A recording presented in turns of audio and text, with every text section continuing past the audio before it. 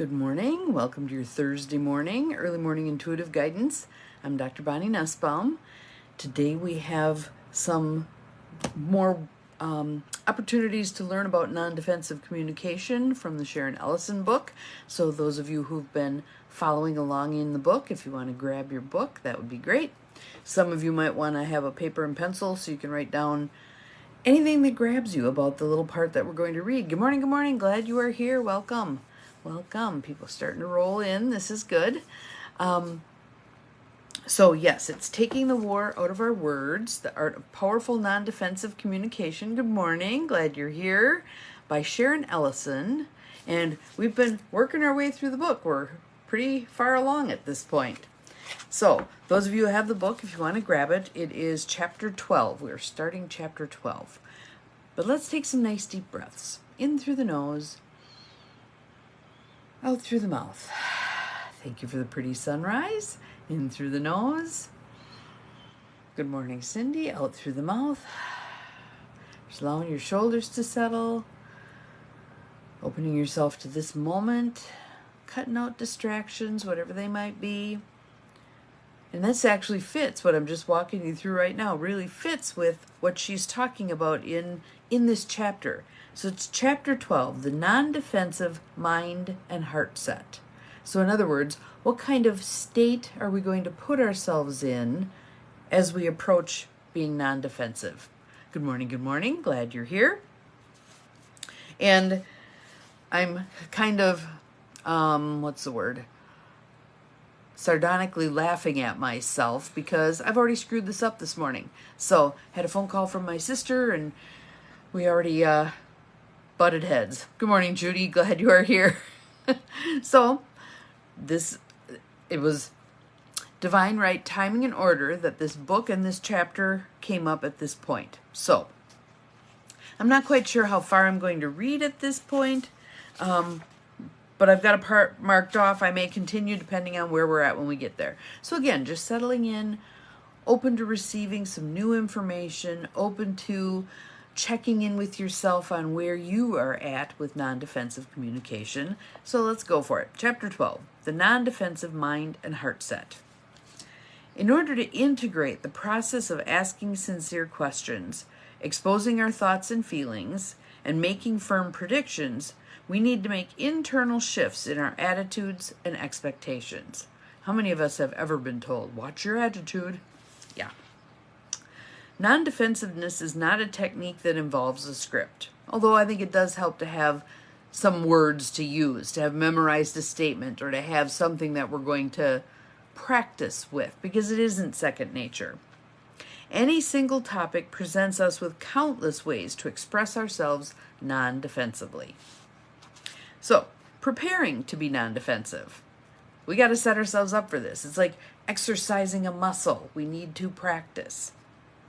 Because the cornerstone of non-defensive communication is sincerity, a vital part of strengthening our non-defensive skills involves consistent focus on being sincere and open. Good morning, Mel. Glad you are here. And anybody else who snuck past me, I think a few probably snuck past me, but we're preparing to be non-defensive today. Let's see. We can learn much more rapidly if we prepare ourselves with a non-defensive mindset and heart set. Pacing ourselves. So I like that she shared this story because this one always bugged me too. As a child, I had some trouble with the story of the tortoise and the hare. I really had to concentrate to understand why the tortoise won the race instead of the rabbit. I remember thinking, well, if the rabbit can run so much faster, how did the tortoise win? If the rabbit ran around and did other things and didn't stay on the track, maybe he just didn't care if he won. He could have won if he wanted to.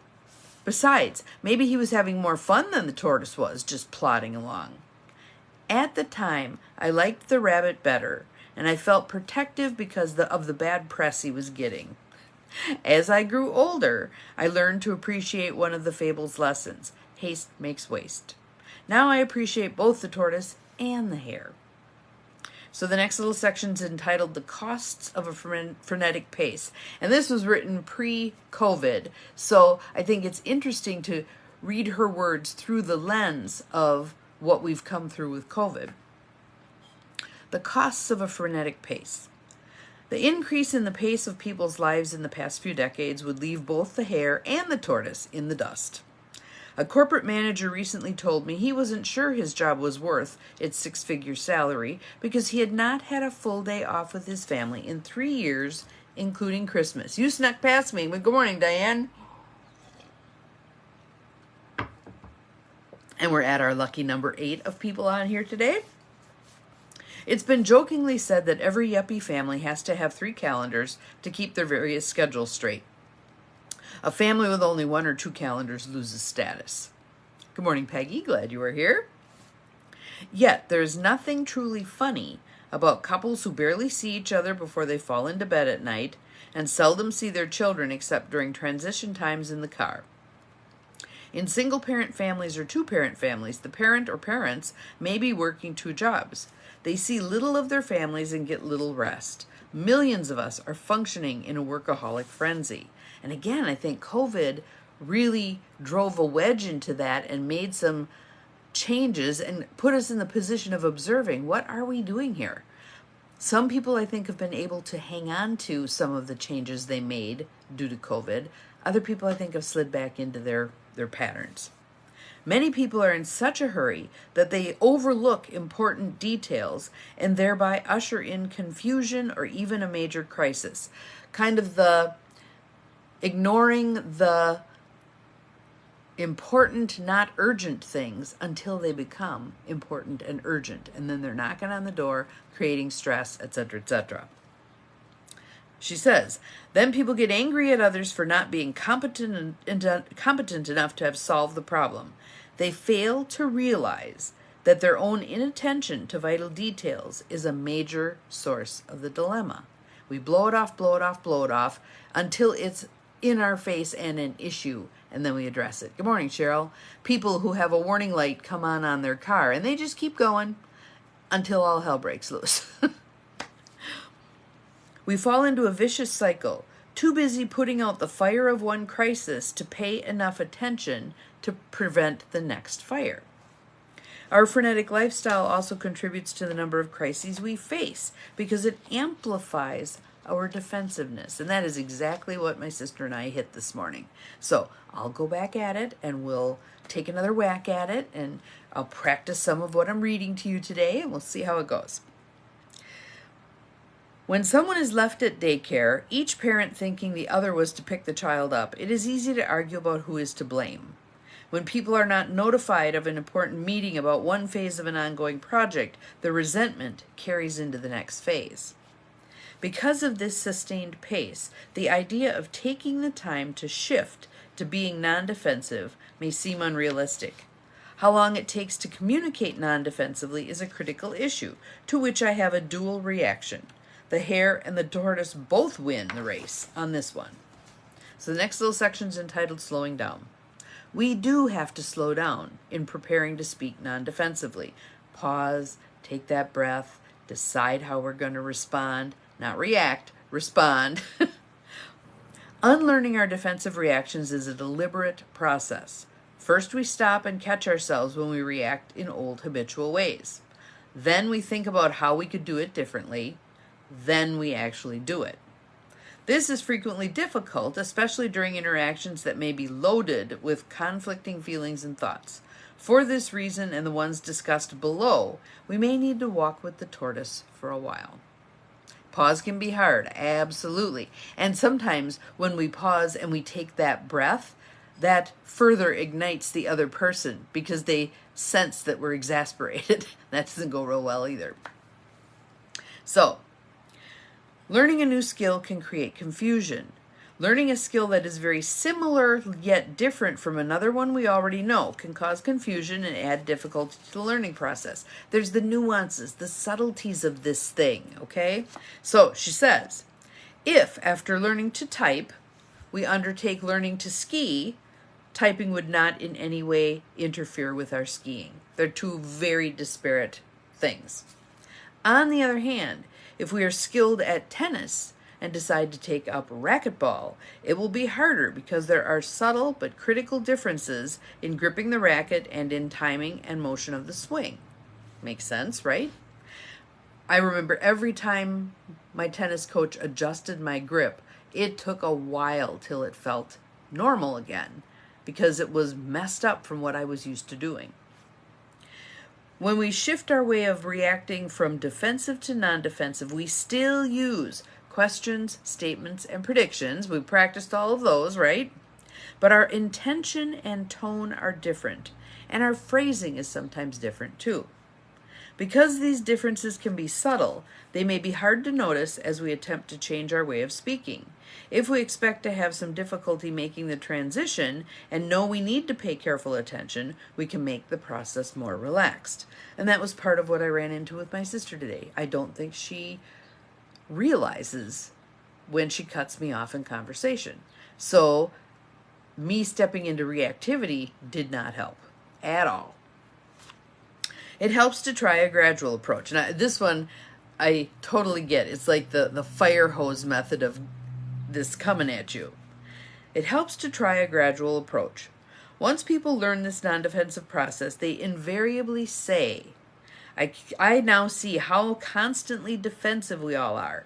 If I dealt with every defensive reaction I saw in myself and others, it would take me 24 hours a day, and I'd still never get through it all. Yes, it's so inherent in our communication, all right? Sometimes now, do you not notice that when you go up to a clerk, they're instantly on guard?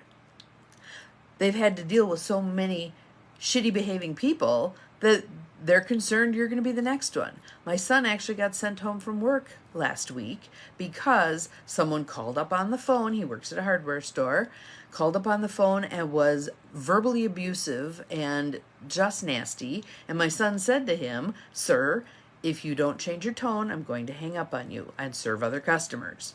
Guy didn't change his tone. Logan hung up, and the guy called back with a barrage of calls, and other clerks were picking up the phone, and they got really freaked out because the guy was saying he was going to come down there to the hardware store, blah, blah, blah.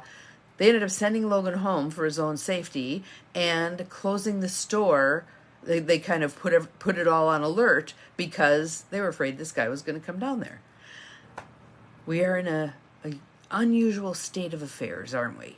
So again, the stuff we talked about yesterday with holy moments and the stuff we're talking about today are designed to directly address this issue, this heightened reactivity that people have, and begin to move things back the other direction. The sheer quantity of material we are dealing with can make the change seem time-consuming. Because it's overwhelming to most people to think about making a major shift to interacting non-defensively, I think it's essential to embrace the effectiveness of a gradual approach. Oftentimes, when I was working with parents and trying to teach them to interact with their kids differently, I would say to them, I want you to practice this 5 minutes in the morning, 5 minutes in the evening. That is all. Because it begins to leak over. If you do 5 minutes of diligent practice, it'll begin to leak over into other parts of your day. So don't feel like with this non-defensive communication that you have to change everything you say and do and react to instantaneously. Just pick a little bit. Just pick one. Just be aware. So if you're going to go have a meal with your family and you know that that tends to light you up like a Christmas tree, make that period of time the time that you're going to practice.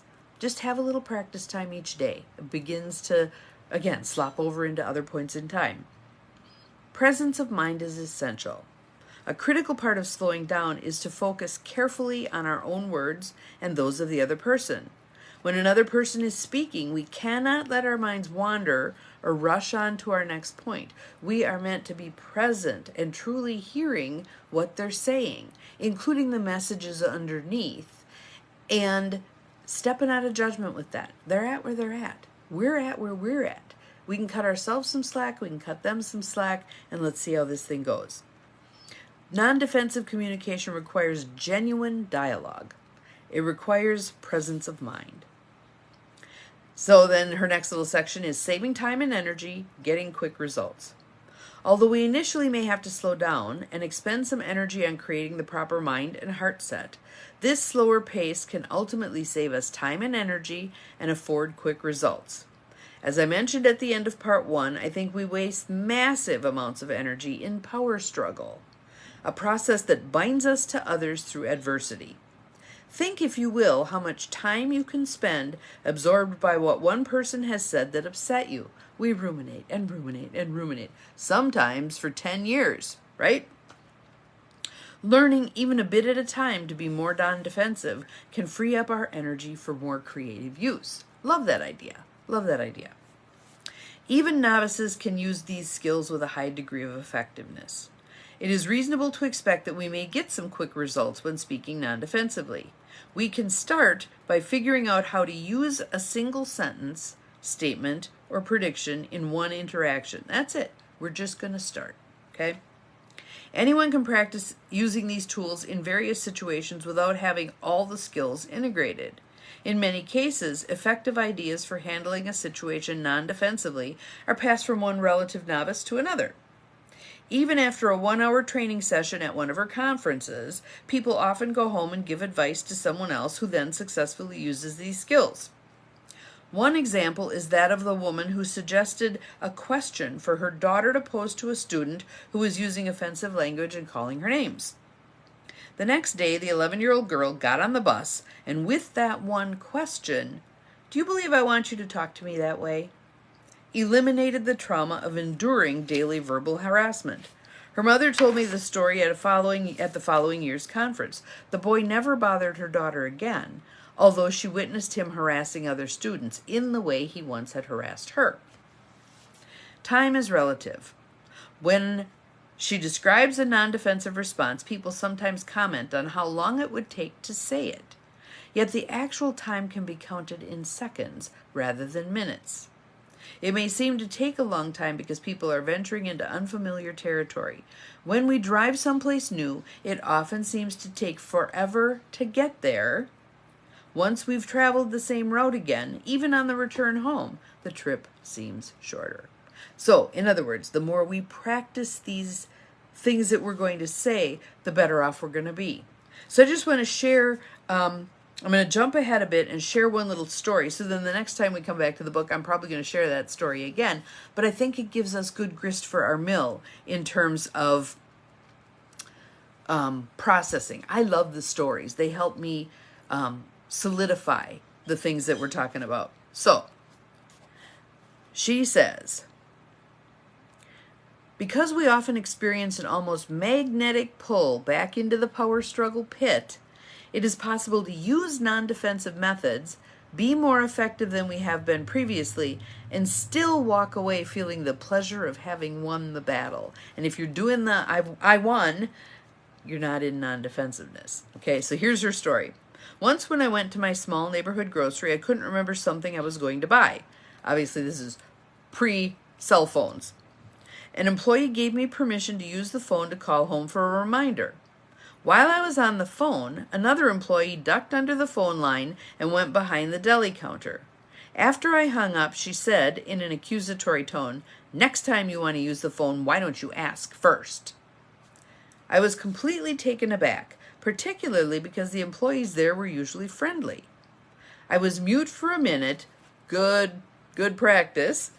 While I thwarted my initial defensive urge to retort, I already did ask. My mind raced, and I asked her a question about what I thought motivated her remark. She says, "Are you assuming that I didn't ask for permission?" The employee responded with a frown and a tone of slightly subdued irritation. "Well, yeah." Sharon says, "I did ask and was given permission." She mumbled a response, yet I knew I didn't feel satisfied with the interaction, so I said, "I would have felt much better if you had asked me about this instead of assuming I hadn't gotten permission." Even though she did not change her attitude, I walked out the door congratulating myself. Yes, I did it. I remembered to ask a question, and there she stood with egg on her face. Oops. As I heard my own thoughts, I realized I was relishing having won a power struggle. Despite feeling good about my effort to be clear instead of defensive, it was only in retrospect that I realized part of my intention had been to retaliate against her rude treatment and prove her wrong. So, good morning, Carolyn. Glad you are here.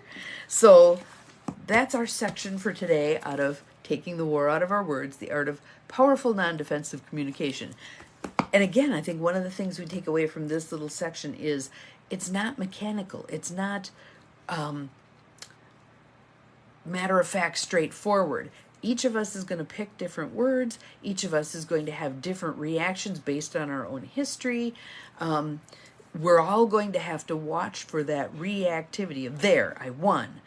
You know, when we are able to be non-defensive and stay in a non-defensive stance, regardless of whether or not the other person can shift their gears or not. So, good morning, good morning. So, your homework is, should you choose to accept it, I would like you to practice some of this. I certainly am going to get the opportunity to practice now that I'm going to call my sister back and say, let's take another swing at this thing.